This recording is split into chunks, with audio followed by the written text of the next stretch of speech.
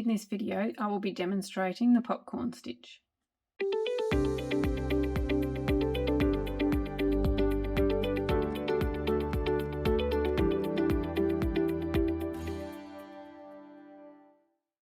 Yarn over, place the hook into the stitch, yarn over and pull up a loop. Yarn over, pull through 2, yarn over, pull through 2. Need to do this 4 times. Yarn over, place the hook into the stitch, yarn over and pull up a loop.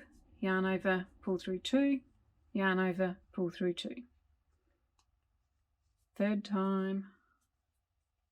And once more, yarn over, into the stitch, yarn over and pull up a loop. Yarn over, pull through 2, yarn over, pull through 2. Then we want to drop the loop from the hook, place the hook into the first stitch from the front to the back, grab the dropped loop and pull it through.